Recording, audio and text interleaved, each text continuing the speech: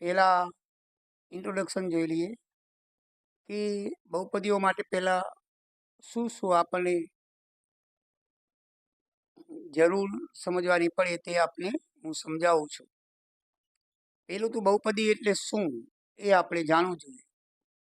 તો બહુપદી એટલે જે પદ કે પદોની ઘાત શૂન્ય કે શૂન્ય કરતાં મોટી હોય તેને બહુપદી કહેવાય.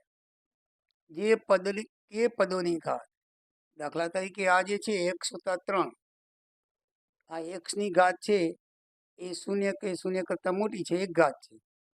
અહીંયા એક્સની ઘાત 2 છે, અહીંયા એક્સની ઘાત 1 છે.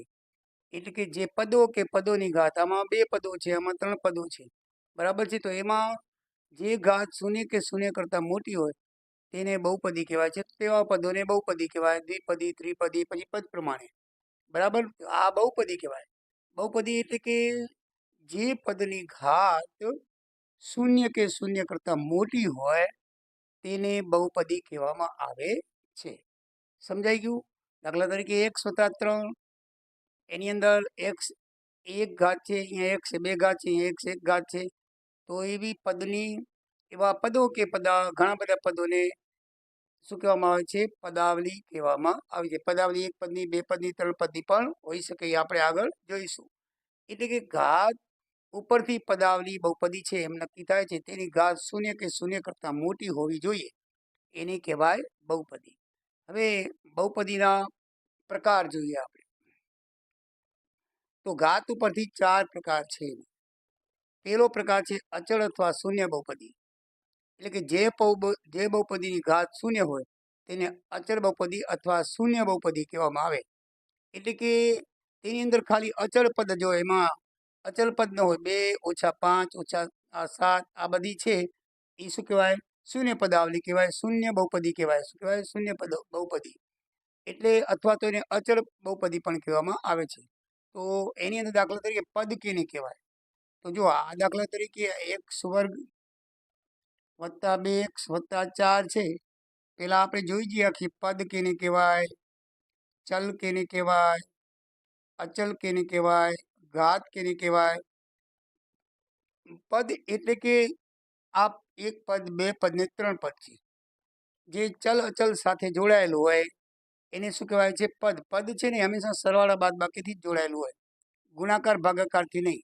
આમાં પદ છે, પહેલું પદ, બીજું પદ, ત્રીજું પદ, આ 3 પદી પદાવલી કહેવાય. તમને એમ થશે કે ગુણાકાર ભાગાકારથી કેમ નહીં? કારણ કે આ 2x છે તો 2 × x એટલે 2x જ થાય. આ એક જ પદાવલી કહેવાય, એક જ થાય, બરાબર ને? તો ગુણાકાર ભાગાકારથી જોડવાનું રહેતું નથી. મીન્સ કહેવાનો મતલબ કે જે પદ છે વત્તાકાર ઓછાકારથી જોડાયેલા હોય એને પદાવલીના પદ કહેવાય. આ પદાવલીના 3 પદ છે, x² 2x - 4, જે વત્તા કે ઓછાથી જોડાયેલા હોય, ગુણાકાર કે ભાગાકારથી જોડાયેલા હોય એને આ પદ કહેવાય નહીં. પછી ચલ, તો જેની કિંમત આપણે જાણી શકતા નથી. દાખલા તરીકે x, y, z, બીજી p, q, r આવા ઘણા ABCDના અક્ષર આપણે ગણિતની અંદર ચલણ છે. તો જેની કિંમત, આ બધી અજ્ઞાત કિંમતો હોય છે, જેની કિંમત આપણે જાણતા નથી અથવા જેની કિંમતમાં ફેરફાર થવાની ઘણી શક્યતા છે. x એટલે કે મારા ખીચામાં ₹1 છે, મારી પાસે y રૂપિયા છે, તો એ કેટલા રૂપિયા છે નક્કી થતું નથી. એ આપણે જાણો જ છો. અચલ, અચલ એટલે કે જેની કિંમત નક્કી છે, 3, 15, 25 આ બધી નક્કી કરેલી કિંમતો છે. તો એ નક્કી કરેલી કિંમતો મીન્સ કે એની કિંમત ફિક્સ જ છે. 3 એટલે 3, મારી પાસે ₹3 છે, ₹15 છે, એને અચલ કહેવાય. ઘાત, તો ઘાત કેની કહેવાય?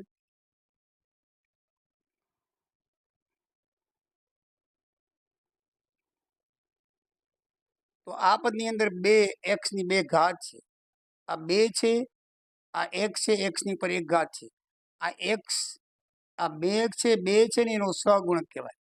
x છે એની ઉપર આ 1 ઘાત લખાતી નથી, પણ લખેલી હોય, લખવું હોય તો લખી શકાય. અને આ જે છે x ની 2 ઘાત છે. કેટલી છે? 2 ઘાત. નીચેનાને આધાર કહેવામાં આવે છે. આ x છે એ આધાર છે અને 2 છે ને એ ઘાતાંક છે, આપણે જોઈ ગયા છે. એટલે એને ઘાત કહેવામાં આવે છે. શું કહેવામાં આવે છે? ઘાત. તો ઘાતના આધારે પદાવલીના 4 પ્રકાર છે. પહેલો પ્રકાર છે અચળ અથવા શૂન્ય પદાવલી. એટલે કે જે પદાવલીની ઘાત શૂન્ય હોય તેને બહુપદી તેવી બહુપદીને અચળ બહુપદી અથવા તો શૂન્ય બહુપદી કહેવાય. એટલે કે તેમાં ચલ અક્ષર ન હોય. કોઈ પણ તમે પદ લઈ લો અચલ વાળું, આ 2 છે, 5 છે, 5 સપ્તમાંશ છે, આ બધાય શું કહેવામાં આવે છે? શૂન્ય પદાવલી કહેવાય અથવા તો અચળ બહુપદી કહેવાય. એમાં ચલ હોતો જ નથી, અચળ જ હોય છે, એટલે એને અચળ પદી અથવા શૂન્ય બહુપદાવલી કહેવાય છે.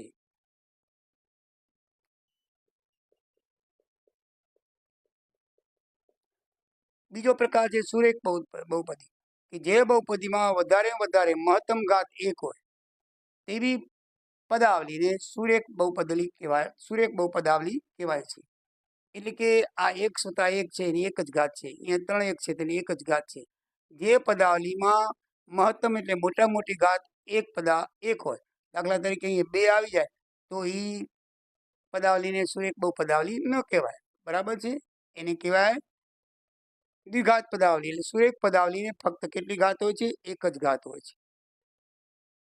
દ્વિઘાત પદાવલી જેની મહત્તમ ઘાત 2 હોય, જેની મહત્તમ ઘાત 2 હોય એટલે મોટી ઘાત 2 હોય તેને દ્વિઘાત પદાવલી કહેવાય છે. આમાં જો x નો વર્ગ એની 2 ઘાત છે તો એને દ્વિઘાત પદાવલી કહેવાય. આ x² + x + 4 એને શું કહેવાય? દ્વિઘાત પદાવલી કહેવાય. ત્રિઘાત પદાવલી તો જેની મહત્તમ ઘાત 3 હોય, x નો ઘન 2x - x - 3, તો આની આ પદાવલીમાં મહત્તમ ઘાત 3 છે તો એને શું કહેવાય? ત્રિઘાત પદાવલી કહેવાય. એટલે કે સુરેખ પદાવલી એટલે 1 ઘાત વાળી, દ્વિઘાત પદાવલી એટલે 2 ઘાત વાળી, અને ત્રિઘાત પદાવલી એટલે 3 ઘાત વાળી પદાવલી કહેવાય. તો ઘાત પ્રમાણે પદાવલીના તમે પ્રકાર જોયા. એકે ઘાત નહીં તો એને શૂન્ય પદાવલી બહુપદી કહેવાય. 1 ઘાત વાળી સુરેખ બહુપદી, 2 ઘાત વાળી દ્વિઘાત બહુપદી, 3 ઘાત વાળી ત્રિઘાત બહુપદી કહેવાય. હવે પદના આધારે બહુપદી, આ તો ઘાતના આધારે પ્રકાર. પદના આધારે એટલે કેટલા પદ છે એમ. એક પદી બહુપદી એ આપણે 9મા ધોરણમાં જોઈ ગયા છીએ બીજા જ પ્રકરણમાં. તો 5x 3x વગેરે આમાં એક જ પદ છે. તો એક પદ હોય ને એક પદાવલી, 2 પદ હોય ને દ્વિપદાવલી, 3 પદ હોય ને ત્રિપદી પદાવલી. એકદમ ઈઝી છે, 9મા ધોરણમાં આપણે શીખી ગયા છીએ. દ્વિપદી બહુપદી એટલે જે પદાવલીમાં ફક્ત 2 જ પદ હોય. 5x + 3 2 પદ છે. જો 3x + 4, 3x નો વર્ગ + 4 તો 2 જ પદ છે. તો એ પદાવલીને દ્વિપદી પદાવલી કહેવાય. અને ત્રિપદી બહુપદી એટલે કે જે પદાવલીમાં ફક્ત 3 જ પદ હોય, 3x નો વર્ગ + 5x + 4, તો આ કઈ કહેવાય? ત્રિપદ પદાવલી કહેવાય. એટલે કે જેટલા પદ આમાં જેટલી ઘાત એ પ્રમાણે પદાવલી, ને આમાં જેટલા પદ એ પ્રમાણે. આમાં 1 ઘાત હોય તો શૂન્ય પદાવલી, આપણે શૂન્ય ઘાત હોય તો શૂન્ય પદાવલી, 1 ઘાત હોય તો સુરેખ પદાવલી, 2 ઘાત હોય તો દ્વિઘાત પદાવલી, 3 ઘાત હોય તો ત્રિઘાત પદાવલી. આમાં 1 પદ હોય તો એક પદી, 2 પદ હોય તો દ્વિપદી, 3 પદ હોય તો ત્રિપદી. એકદમ ઈઝી, સરળ છે. સમજાઈ ગયું? તો હવે પદાવલીના શૂન્યો એટલે શું? આમ તો તમને સાદી ભાષામાં સમજાવું કે જે પદાવલી આપણે સમીકરણ આપેલું હોય એ સમીકરણને આપણે સાદુરૂપને જે જવાબ લઈ આવી 2, બરાબર છે, એ જવાબ છે ને એ જવાબને એ પદાવલીના શૂન્ય કહેવાય. એ જવાબને પદાવલીના શું કહેવાય? શૂન્ય કહેવાય. પણ ગણિતની ભાષામાં હું તમને સમજાવું, એ પદાવલીનું શૂન્ય કહેવાય. પછી એ જે જવાબ આવે એ પદાવલીમાં તમે x ની કિંમત x ની જગ્યાએ મૂકો કે y ની કિંમત y ની જગ્યાએ મૂકો એટલે આખી પદાવલી 0 થઈ જાય. આખી પદાવલી શું થઈ જાય? 0. એટલે કે શૂન્યની કિંમત મૂકતા પદાવલી 0 થઈ જાય એવી પદાવલીને શૂન્ય, એવી પદાવલીનાને એ શું કહેવામાં આવે છે? શૂન્યો કહેવામાં આવે છે. દાખલા તરીકે POK બરાબર છે, POK બરાબર 0 હોય તો વાસ્તવિક સંખ્યા k ને બહુપદી px નું શૂન્ય કહેવાય.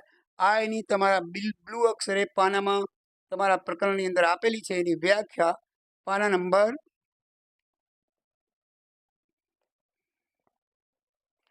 જો બીજા પ્રકરણની અંદર જે આપેલું છે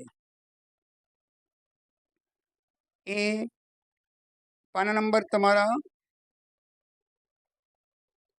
9 ઉપર બહુપદીને છે. એમાં જે બ્લુ અક્ષર જે આપેલું છે ને એ બરાબર ધ્યાનમાં રાખવાનું કે px માં x ના મહત્તમ ઘાતને બહુપદીનો px ની ઘાત કહેવામાં આવે છે. મહત્તમ ઘાતાંકને બહુપદીનો ઘાત કહેવામાં આવે છે. આપણે જોયું કે મહત્તમ ઘાતને બહુપદીનો ઘાત કહેવાય.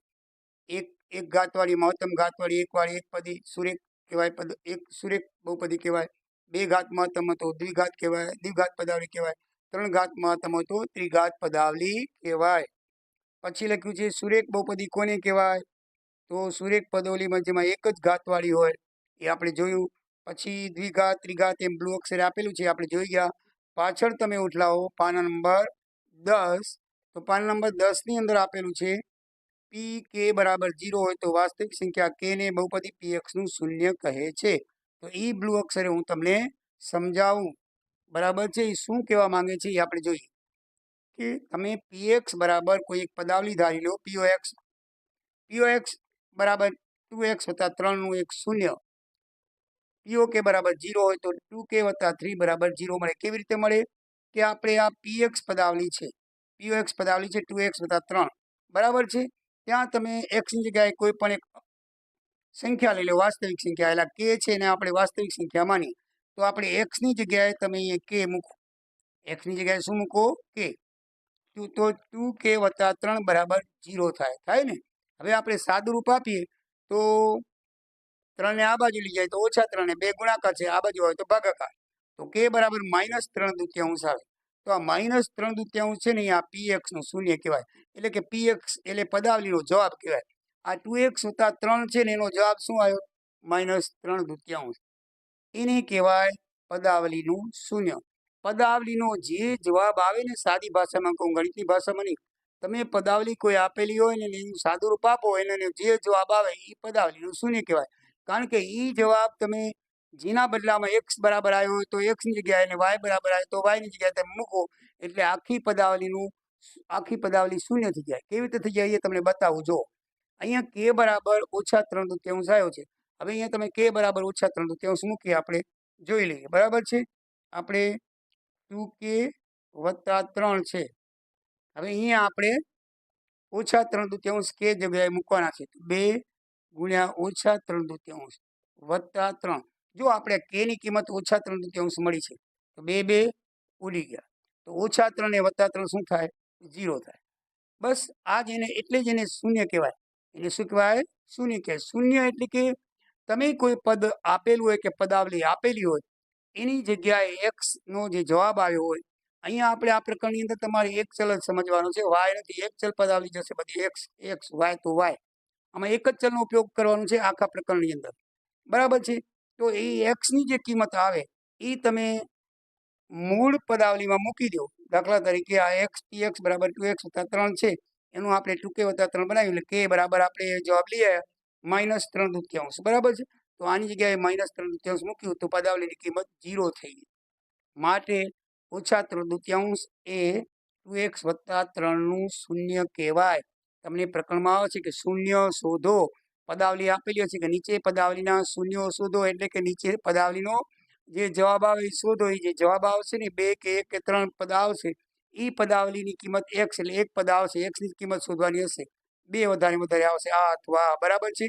તો એ જે 2 છે ને એ પદાવલીના શૂન્ય કહેવાય. એ 2 પદો તમે x ની જગ્યાએ મૂકશો, હું તમને જ્યારે ગણીશ ત્યારે બતાવીશ, તો પદાવલી શૂન્ય થઈ જશે. બરાબર. તો એનું શૂન્ય કહેવાય. એનું શું કહેવાય? પદાવલી શૂન્ય થઈ જાય માટે એને શૂન્ય કહેવામાં આવે છે. આમાં જો 3/2 ને શૂન્ય શા માટે કીધું? તો પદાવલીમાં એનું કિંમત મૂકી તો પદાવલી શૂન્ય થઈ ગઈ.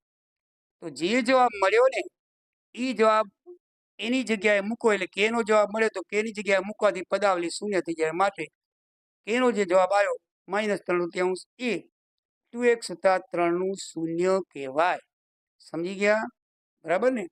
હવે જો આલેખ પરથી શૂન્યની સંખ્યા દર્શાવી તો કેમ થાય? આ તો આપણે પદ ગણીને કહી શકીએ. બરાબર. આનો જવાબ શોધીને કહી શકીએ આ 3/2 એનું એક શૂન્ય આવ્યું. પણ આલેખ તમને 2.1 પ્રકરણ સીધું એનું જ છે. આલેખ તમને આપેલો હોય તો તમે કઈ રીતે શોધો? એની વ્યાખ્યા આમ છે કે જો બહુપદી px માટે આ તમારા ગણિતની અંદર આપેલું છે. બરાબર છે. ગણિતની અંદર ક્યાં આપેલું છે તમે બતાવો. તો આ જે છે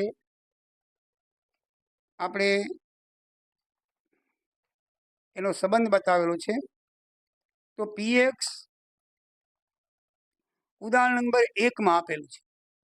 પાના નંબર 14. ઉદાહરણ નંબર 1 પાના નંબર 14 ને 15 જુઓ. તો 14 ને 15 ની અંદર ઉદાહરણ નંબર 1 જુઓ, ત્યાં લખેલું છે કે 2.9 આપેલ આલેખ જુઓ. પ્રત્યેક આલેખ બહુપદી px માટે y બરાબર px નો આલેખ હોય તો શૂન્યની સંખ્યા શોધો.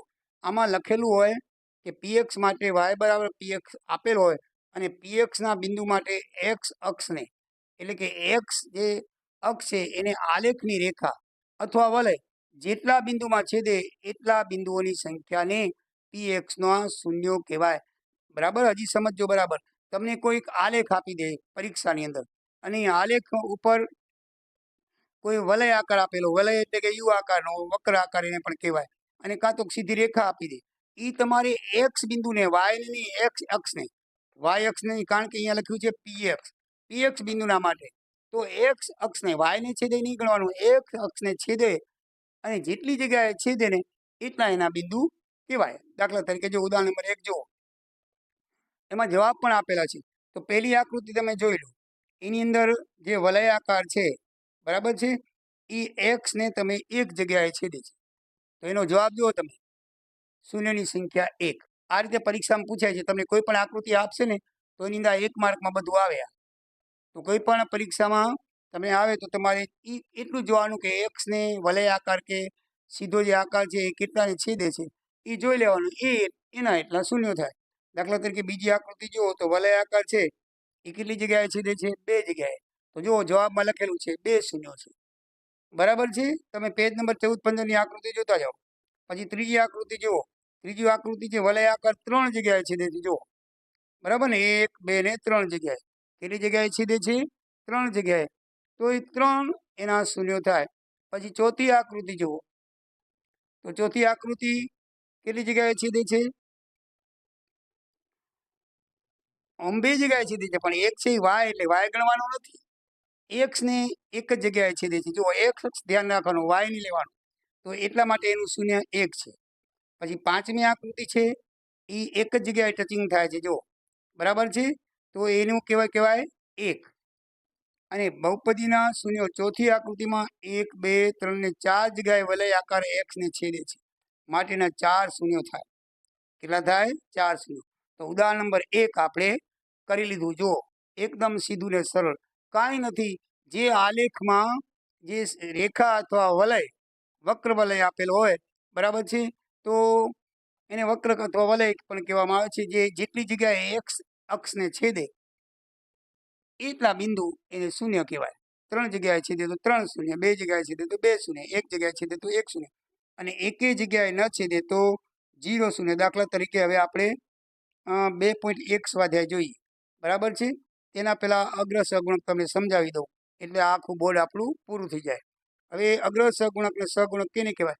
કોઈ પણ પદાવલી આપેલી હોય બરાબર છે, એના જે પદની આગળનો આંકડો હોય ને એને સહગુણક કહેવાય. આ પહેલું પદ છે, આ 2x² તો 2 ને સહગુણક કહેવાય. કારણ કે સહગુણક એટલે એની સાથે ગુણાયેલો, ચલ અક્ષરની સાથે જે અચળ આંકડો ગુણાયેલો હોય એ અચળ આંકને સહગુણક કહેવાય. તો આ 2x² છે. દાખલા તરીકે હું અલગ તમને લખી દઉં, આ 2x² વત્તા 3x વત્તા 4 પદાવલી હોય તો આ 2 ને સહગુણક કહેવાય, આ 3 ને પણ સહગુણક કહેવાય. આમાં કોઈ ચલ પદ નથી. તો 2, 3 જો આ એક સાથે ગુણાયેલો છે, x² સાથે ગુણાયેલો છે. પણ અગ્ર સહગુણક એટલે પહેલા નંબરનો, મોટા મોટી ઘાતવાળો. તો આને સહગુણક પણ કહેવાય, પણ એનું બીજું નામ અગ્ર સહગુણક કહેવાય. અગ્ર એટલે પહેલો મોટો, બરાબર છે, આગળ બધાથી મોટો જે ઘાતવાળો હોય એની સાથે ગુણાયેલો હોય એને અગ્ર સહગુણક કહેવાય. સમજી ગયા? સહગુણક અગ્ર સહગુણક. હવે આપણે 2.1 સ્વાધ્યાય જોઈએ. શું જોઈએ? 2.1 સ્વાધ્યાય. હવે આ કાઢી નાખું છું. 2.1 સ્વાધ્યાય તમે જુઓ તો 2.1 સ્વાધ્યાયની અંદર તમે ચોપડી ખોલતા રહેજો.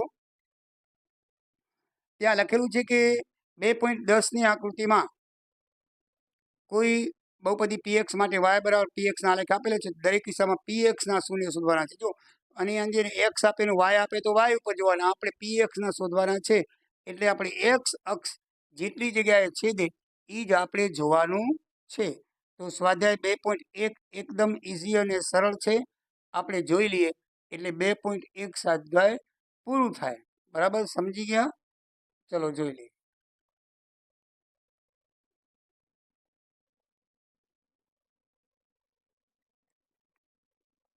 દાખલા બહુ સહેલા છે મિત્રો, જરાક ધ્યાન દેશો તો ગણિતમાં કંઈ નથી સરળ રીતે આવી જશે, બધું બરાબર આવશે. આ વખતે ગણિતમાં ઘણા લોકોને સારા માર્ક આવ્યા છે. જો એની પહેલી આકૃતિ જુઓ. આકૃતિ તમે પુસ્તકમાં જોઈ શકો છો. પાના નંબર 15, પેજ નંબર 15, સ્વાધ્યાય 2.1. સ્વાધ્યાય 2.1 બરાબર. તેમાં પહેલી આકૃતિ વાય અક્ષ અને એક્સ અક્ષ આપેલા છે. આ બાજુ વાય ડેશ અને એક્સ ડેશ.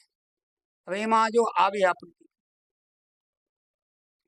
મેં તમને કીધું હતું કે આ રેખા છે એ રેખા એક અક્ષને બરાબર છે. જે રેખા છે એક અક્ષને ક્યાં છેદે છે? નથી છેદતી. કયા અક્ષને છેદે છે? વાય અક્ષને છેદે છે. આમાં એક્સમાં ક્યાંય દેખાતી નથી, તો તેનો જવાબ શું આવે? શૂન્ય આવે. શું આવે? એક પણ નથી, શૂન્ય. જવાબ 0 આવે. શું આવે? જવાબ 0. બીજી આકૃતિ જોઈ લો. તો બીજી આકૃતિ પણ આમ કરીને આમ છે, બરાબર. તો એક અક્ષને કેટલી જગ્યાએ છેદે છે? એક જ જગ્યાએ છેદે છે. માટે આના શૂન્યો કેટલા આવે? 1 આવે. કેટલું આવે? 1 આવે. ત્રીજી આકૃતિ જોઈ લઈએ આપણે.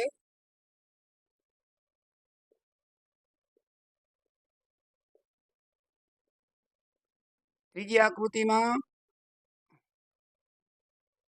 આમ આપેલું છે. તો જો આપણે આમ તો 1, 2, 3 ને 4 જગ્યાએ છેદે છે, પણ વાય નું નહીં લખવાનું. આપણે એક્સ નું 1, 2 અને 3, તો 3 શૂન્યો કહેવાય. કેટલા શૂન્યો કહેવાય?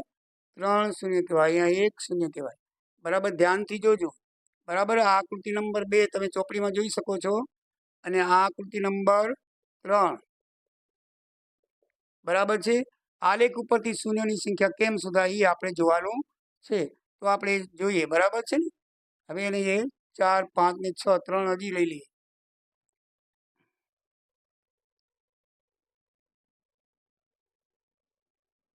X X dash sorry X X dash Y Y dash, અને હજી પણ અહીંયા લઈ લઈએ આમ Y Y dash X X dash. ત્રીજી પણ લઈ લઈએ Y Y dash X X dash. આકૃતિ નંબર છે 4, આકૃતિ નંબર 5 અને આકૃતિ નંબર 6. તો જો આકૃતિ નંબર 4 ની અંદર આ રીતે વલય આકાર છે. કેટલી જગ્યાએ છેદે છે? 2 જગ્યાએ. તો જવાબ આવે 2 શૂન્ય. એકદમ ઈઝી ને સરળ છે. ત્રીજી આકૃતિમાં આ રીતનું છે.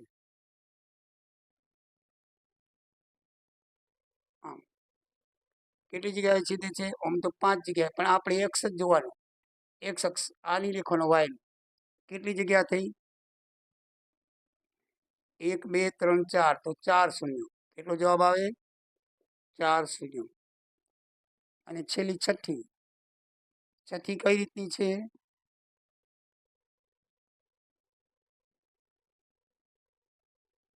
આ રીતની છે. બરાબર. તો કેટલી જગ્યાએ છેદે છે? એક્સની 1 જગ્યાએ, 2 જગ્યાએ અને 3 જગ્યાએ. ટચ થાય છે બીજી જગ્યાએ. તો એના કેટલા શૂન્ય થશે? 3. તો 3 શૂન્યો જવાબ આવે. આમાં 4 શૂન્ય. જો કેટલું ઈઝી છે ને સરળ. તો એક્સ અક્ષને આકાર કે રેખા છેદે જેટલી જગ્યાએ